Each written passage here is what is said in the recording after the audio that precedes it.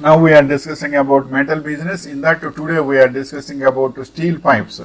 The manufacturing process, steel pipes are made by two different processes. The overall production method for both processes involves three steps. First, raw steel is converted into a more workable form.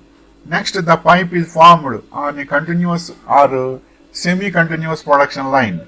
Finally, the pipe is cut and modified to meet the customer needs.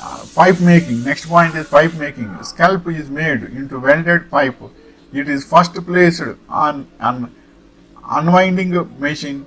As the spool of steel is unwound, it is heated. Steel is then passed through a series of grooved rollers. As it passes by the rollers cause the edges of the scalp to curl together. This forms an unwelded pipe. Next point is the steel next passes by welding electrodes. These devices seal the two ends of the pipe together. The welded seam is then passed through a high pressure roller which helps create a tight weld. The pipe is then cut to a desired length and shacked and stacked for further processing. Welded steel pipe is a continuous process and depending on the size of the pipe. And next point is when seamless pipe is needed. Square billets are used for production. They are heated and molded to form a cylinder shape, also called a round. The round is then put in a furnace where it is heated white hot. The heated round is then rolled with great pressure. And next point is high pressure rolling causes the billet to stretch out and a hole to form in the center. Since this hole is irregularly shaped, a bullet shaped piercer point is pushed through the middle of the billet as it is being rolled. The pipe may still of irregular thickness and shape. To correct this, it is passed through another series of rolling mills. Final processing.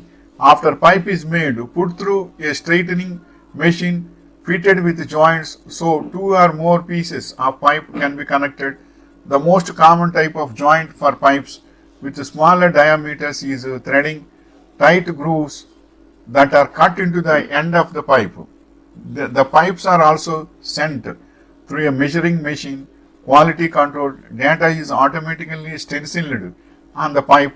The pipe is then sprayed with a light coating of protective oil. By galvanizing it or giving it a coating of zinc, depending on the use of the pipe, other paints or coatings may be used. And next point is quality control. X-ray gauges are used to regulate the thickness of the steel. The gauges work by utilizing two X-rays. One X-ray is directed to a steel of known thickness. The other is directed at the passing steel in the production line. If there is any variance between the two rays, the gauge will automatically trigger a resizing of the rollers to compensate. One method of testing pipe is by using a special machine.